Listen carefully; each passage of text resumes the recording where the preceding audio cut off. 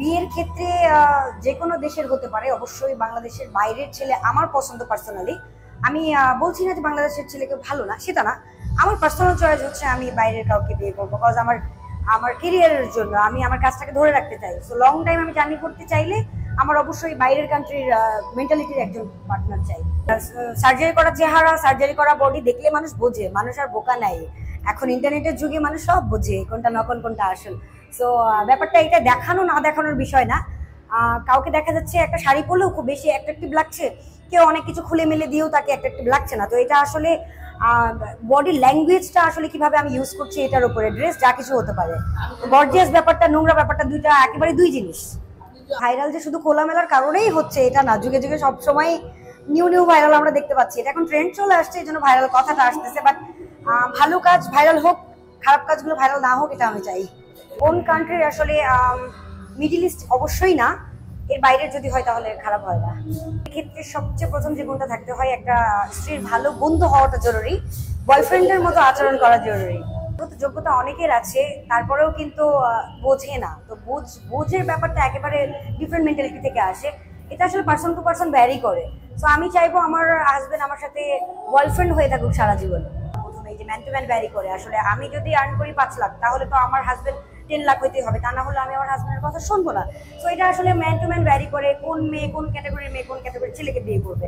আর মন মিলে গেলে আসলে মানুষ এত কিছু চিন্তা করে না, ভালোবাসা কি টাকা দিয়ে হয় সংসার। আমার এরকম কোনো ইচ্ছা এখন নেই, এত মানুষ সাকিব খানকে নিয়ে কাজ করতে চায়, সাকিব খানকে নিয়ে মাঠে দৌড়াদৌড়ি পড়ে গেছে, একটু দৌড়টা থামুক, তাহলে আমি চিন্তা করে দেখবো। আমি মেডিসিন ব্যবহার করার সময় কোথায় আমার থাকার জন্য আমি বলতে পারি যে নিয়মিত ঘুম আর মানসিক শান্তি থাকাটা জরুরি, তাহলে বডি এমনি সুন্দর থাকবে। আর সাথে অবশ্যই জিম। আমি তো যেহেতু ডান্সার, আমার ডান্সের প্রোগ্রাম ছাড়াও আমার প্র্যাকটিস করতে হয়, তো সেক্ষেত্রে আমার জিম দরকার না, ম্যান্ডেটরি না। ভালো ঘুমটা আমি প্রায়োরিটি দিই। অবশ্যই আপনি একটা মডেলকে, আপনি যখন একটা ড্রেস দিবেন, ফ্যাশন মডেল যখন আপনি হবেন, আপনার বডিটা অত্যন্ত জরুরি। আপনাকে অবশ্যই তৈরি হয়ে আসতে হবে। তৈরি হয়ে কাদেরকে আসতে বলছে? অবশ্যই নিজেকে ফিট বানিয়ে তারপর আসতে বলছে এখানে। তো ওইটাকেই তৈরি বলা হচ্ছে, যে ওইটা তৈরি করে তুমি আসো এখানে। এটা তো দেখেন, মডেল হতে গেলেই শুধু বেড়ে যেতে হয়, এটা আসলে আমরা ভুল জায়গায় আটকে আছি। যারা মেয়েরা আজকে পার্লারে কাজ করতেছে বা অন্যান্য জায়গায় কর্পোরেট লেভেলে যারা কাজ করতেছে, তারাও কিন্তু তাদের বসকে খুশি করতে হচ্ছে। হাবি জাবি এইগুলি সারা জীবন থাকবে। তো মিডিয়ার ব্যাপারটা ভাইরাল হয়, মানুষ দেখে বেশি, এই জন্য মিডিয়াতে এই বেড রিলেটেড কথাগুলো বারবার আসে।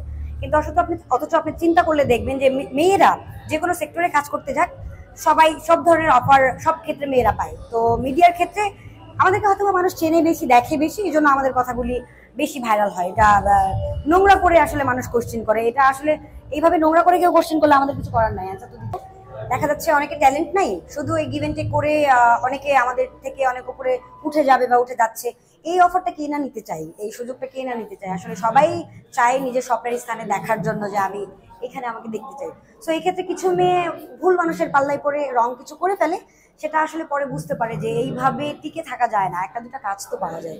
আমাদেরকে কোশ্চেন করা হয় বডির ব্যাপার, বেডের ব্যাপার, নায়িকা না হয়ে আপনার কত টাকার গাড়ি আছে, এত ট্যুর করতেছেন কেন। আপনি যখন আমাকে জিজ্ঞেস করলেন যে নায়িকা না হয়ে এত গাড়ি বাড়ি কোথা থেকে পাইলো, এই কোশ্চেনটা ওদেরকেই জিজ্ঞেস করা উচিত, যে আপনি নায়িকা না হয়েও, ইনকাম সোর্স না থাকার পরেও আপনি কিভাবে গাড়ি বাড়িটা পেলেন। তো দেখেন, এই যে সুগার ড্যাডি, এই যে বয়ফ্রেন্ড গিফট করতে পারে, এটা যার যার চয়েস। আসলে কে কোন পর্যায়ে থেকে নিজেকে কিভাবে দেখতে চায়, আসলে এই বিষয়গুলো যারা এগুলো করে তারাই বলতে পারবে। ও আচ্ছা, এটা বন্ধ করি ভাইয়া। আসলে আমি কখনো হিরোইন হতে চাই না, আমি ডান্স নিয়ে থাকতে চাই। বয়স হয়ে গেলে আমি ডান্স কোরিওগ্রাফার হয়ে থাকতে চাই, বাট নায়িকা হওয়ার কোনো ইচ্ছা আমার নাই। এটা আসলে একেবারে রং আনসার, কজ ভাইরাল তো আজকাল প্রতিদিনই কেউ না কেউ ভাইরাল হচ্ছে। কালকে যে হচ্ছে, পরশুদিন আমরা তাকে ভুলে যাচ্ছি। সো